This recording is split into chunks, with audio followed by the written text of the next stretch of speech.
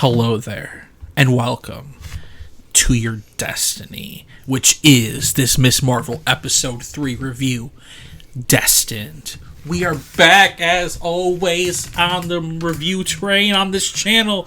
I know you're loving it. Miss Marvel, Kenobi, The Boys, soon Game of Thrones. Maybe the final 2 episodes of Stranger Things, but probably not for that. Other things. Yeah. The World. Tell us what you want us to review next. Do you want us to review every episode of the final season of Riverdale? We will do it. I know all 6 of you out there that watch our reviews. Yes. For you. Our Boys ones do decent. Those are our best ones. Yeah, those ones do pretty good. Yeah. By our standards. Yeah, 20 views. Ooh, fire. Ooh, that talking. That's basically viral to us. Yes. Is the Sith holocron. Naomi, how you doing? Destined, the Taken King. Whoa, where was Trial? I did see Trials of the Nine in this episode. Those 9 rings on the ground at the beginning of the episode in British India. Just kidding, those are probably 10 rings. Was that a Shang-Chi tease Easter egg? Who knows? I said that wrong. Shang-Chi. Yeah, it's not Shang. I was gonna say. I'm saying it wrong. I was be offensive. I was just gonna say if you kept going on that for another couple seconds, I was gonna be like, you're just gonna make yourself look worse now. Oh, yeah. But was that a Easter egg? Who knows? And it is the Jedi Holocron Tyler. I mean, considering that it's Marvel, probably an Easter egg. Yeah. Yeah. So, Naomi, what did you think of Miss Marvel Episode 3, Destined? Pretty good. Pretty good. Hot take by you. Hot fire take by me. I don't know what else to say. We say this every time. Thoughts on the episode. The moment, something that stands out, something that really affected you about this episode.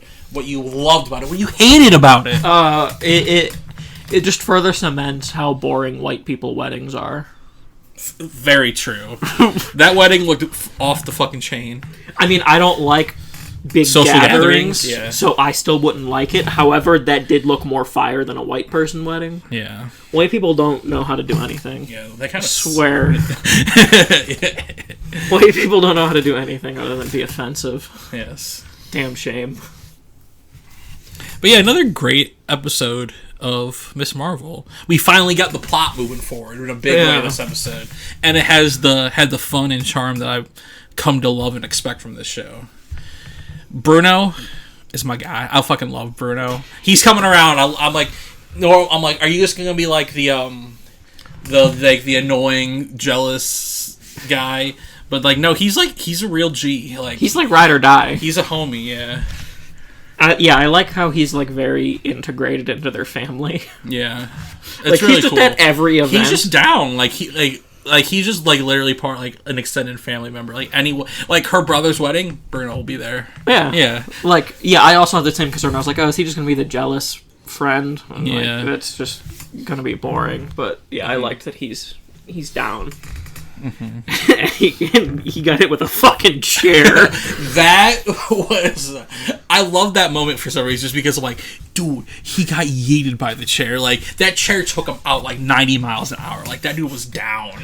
That guy basically just got hit by like a baseball pitch. Right. And I really liked how like that made Kamala, I don't know why I said it like the vice president. I said it like the vice president.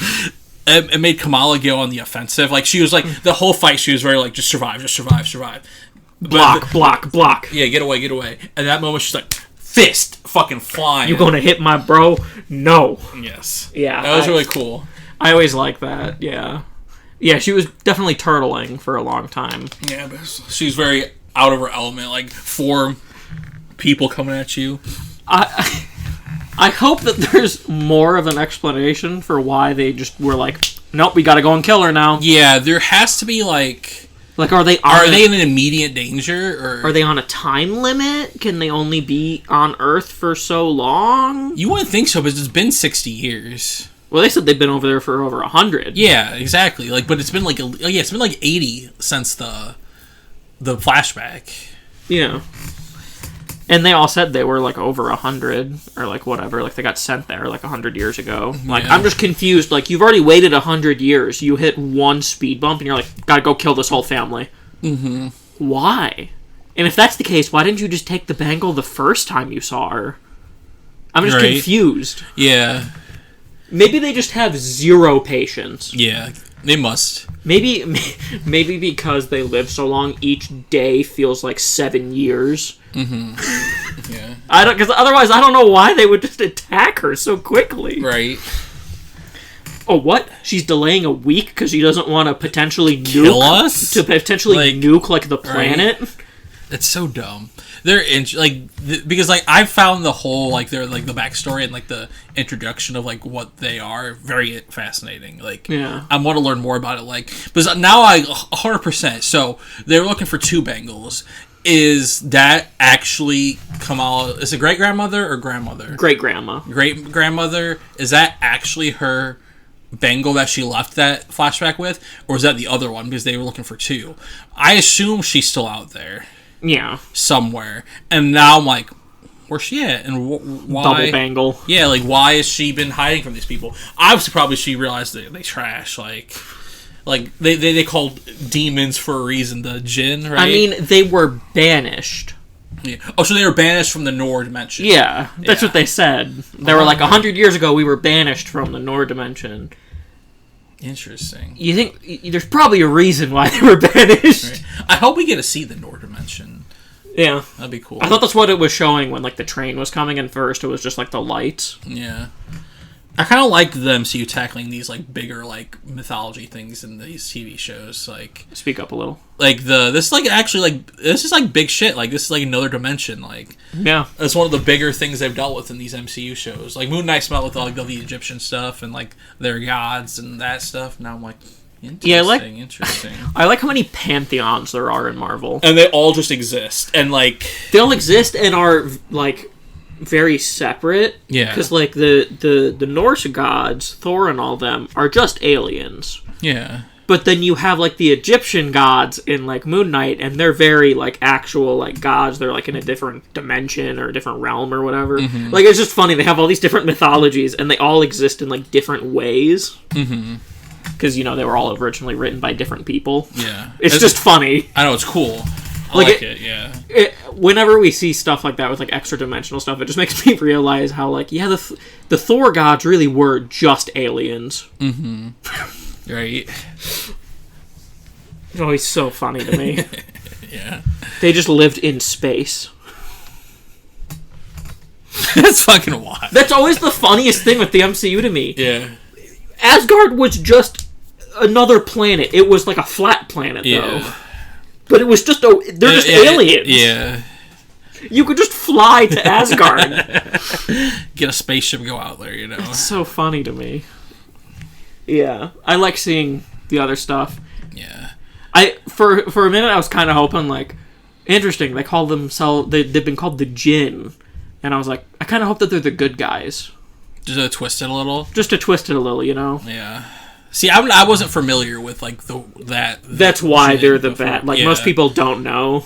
Yeah. And also, like they reference it, like they have many names, one of which is demon, and like yeah. Well, Jinn are very similar to demons. They're like the Muslim, like variant of demons. They are different. There are distinctions, but yeah, they're very similar. I really like the moment of him and Bruno and her dad in the gas station where he like reveals like the text, and also he's just like, I love these possum. I love how my wife won't let me. Yeah, I love how synthetic they are, and like weirdly, I get that. Yeah, I know. I'm like, syntheticness tastes awesome.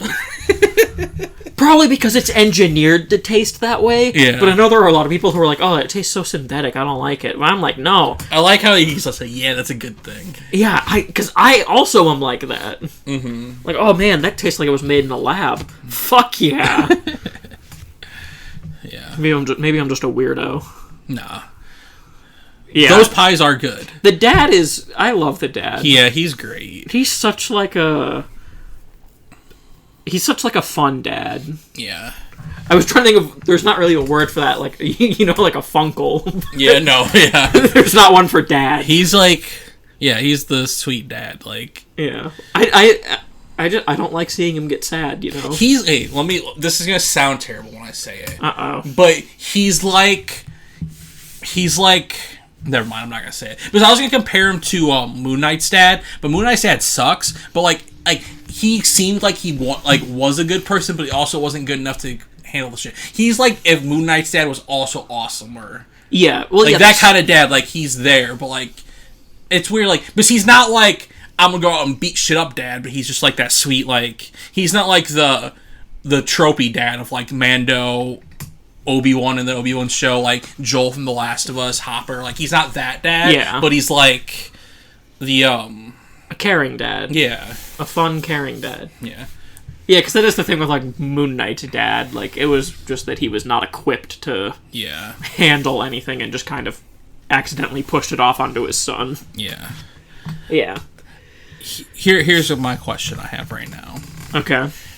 Do you think Kamala's obviously doing the origin story superhero trope of, like, I can't tell anybody, I can't tell my family, even though this episode, the theme of it was, like, family, and, like... You're very Fast and Furious episode. Yeah, like you're gonna like that's like the speech her dad gave to her brother before the wedding was really sweet and stuff. Like, is she doing the right thing? Because I fear, like, obviously the trope is she's doing this and her family going to support her all the time, but also her mom is like the wrench of like this could cause problems. So I'm like, is she doing the right thing or is she making a mistake? I think honestly it's more out of fear. Yeah. She's afraid of what her mother will say, I feel like. Yeah, but I think her mother also knows more than she's letting on. Oh, absolutely. Yeah. But, like, you know, clearly with the way that her mother is, I feel like it's very logical that she would be afraid to tell her, like, anything. Because I feel like she'd be okay telling everybody except her mom right now, like, because, like, Nakia, like, seemed pretty upset that she didn't know. And it's that weird thing of, like, the weird trope of, like, protect you by not telling you or, like, hiding at you or, like, just, but, like... And that, I feel like the thing with, like, Nakia is kind of an interesting idea, because I can't remember any other time where it's happened where, like, a hidden superhero tells one of their best friends, but not the other one. Yeah, and also because, like, they had such an adorable relationship. Like, like, in this episode where they were, like, she told about the thing, and they're like, dude, bro, and, like, they were just being, like, the cutest. Yeah. Like, I can see feeling like, oh, what the fuck? What, you couldn't trust me? Yeah. Like, I can see that being, like, just feeling like a bit of a knife stab. Yeah, like, you know... Nakia, you know your dad, you know your brother would all be cool. Like, it's just like, just because you were afraid to tell your mom, like, come on, why isn't Nakia in on this? Like, yeah, like, it's also, like, I get, though, because the fear she brought into her, like, at that moment before the, like, thing about more attention on them that they don't need because they're already having to deal with shit in society, especially in America with all that bullshit. Yeah, it's just interesting because Bruno knows, but her other best friend doesn't. Yeah. And I feel like in Nakia's position, that would just be like, oh, I see who you like more. Yeah. Like, oh, you can't trust me that much? Okay, nice. Yeah. Like, because obviously... But it's definitely not that, though. No, it's definitely not that, but it's also just interesting because she didn't tell Nakia even sooner than this. Yeah. I think the only reason she actually tells Bruno is because he's, like... He's there. Also, like, the techie, like... Yeah. Helping her out with, like... Well, and also plans guy. She didn't exactly tell him, it just happened in front of him. Like, her powers awakened in front of him. Yeah, it's true. I'm just saying I can see why Nakia would be upset. Mm-hmm. Like, that would definitely feel like a bit of a betrayal. Yeah. Because I feel like superheroes always tell their, like, two best friends. Mm-hmm. I'm interested to see how that plays out. Because I'm a big fan of them three. I love them three. Yeah. They're like the heart and soul of the show. I mean, that makes sense. Yeah. They are the main characters. They're the main characters. Yeah. So, yeah. I wonder what's going to happen, though, with, like... I like when the government goons came into the mosque and Nakia was just like, you're just being racist. Yeah, get the fuck out of here. I love her so much. She's the best. Knowing the status of America, I'm surprised the government officials didn't just shoot the place up. Right. It would be a little bit too real, though. Yeah. They would have planted cocaine in there or something. Yeah. Oh. And I love the diss the guy has at the end. It's like, next time, take off your shoes. Tell him. Show some fucking respect. Yeah, fucking respect. Like, you're supposed to wear shoes in there. Come on. Yeah. Yeah, I liked that. Yeah. My favorite, the part that made me laugh the most in this whole episode was when they go to the cover band and it's Brown Jovi. You fell off the bed. Oh, because they made the point, like, episode 1 or episode 2 of, like, how much I love Bon Jovi. Yeah. And, like, how, like, that's why they, like, probably part of the reason they came to New Jersey, weirdly, because he's from New Jersey. And, like, just the fact that they hired the cover band, I'm like, oh my god, I was not expecting that. It was so funny. And they just have the funniest cover band name. Yeah. Brown Jovi. And also, like, then they play, like, immediately after in the fight scene in the kitchen, they start playing a Bon Jovi song. I'm like, brilliant. Fucking love it. The kitchen scene really gave me strong Jurassic Park vibes. Yeah? Like she was hiding from velociraptors.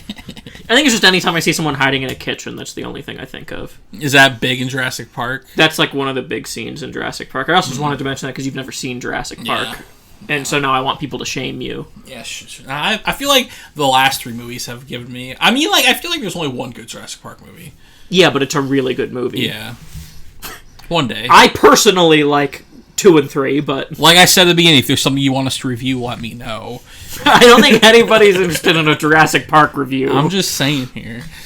But yeah. No, we can add some new insight to this movie. I mean... From fucking whatever we need some millennial and Gen Z insight on the Jurassic Park movie, you know? Okay, bud. Yeah, I like, You know what I was thinking before this episode even came out? I was thinking this last week. I can't wait for, like... Is this what you were going to say, then you stopped yourself? Yeah. Okay, well, yeah. I wanted to say it on air instead. I can't wait for, like, in 5-10 years, when this is a lot like how Christian mothers wouldn't let their kids read Harry Potter books. What do you mean? Like, we can't let you watch this. There are Muslims in it. Yeah, Like, we can't let you read the Harry Potter books because there's magic and that's satanic. Yeah. And I feel like the same group of, like, white mothers are going to be like, you can't watch this show, there's Muslims in it. I could see that. And I can't wait for that to be, like, a thing. Like, yeah, when I was a kid, my parents just wouldn't let me watch it. Yeah. I mean, it sucks because that's terrible. No, it's terrible, yeah. But it's funny the way that history repeats itself. Yeah. Because this is also, like, currently the lowest not reviewed. This is the highest critically reviewed MCU show, but also the lowest viewed show.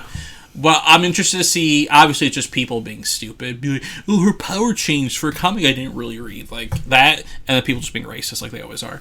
But, like, also, like, it was also competing with Kenobi, so I'm betting those numbers go up after Kenobi. Not as much as we would like, because, like, you're crazy if you're not watching this. 1, MCU, and 2, it's, like, it's one of the best MCU shows so far. Like, you tell me y'all like What If better than this shit? Come on now. I could also see it being a case of people who aren't certain, since it is a new thing, of, like, waiting to watch it until it's all done. Yeah, that's true too.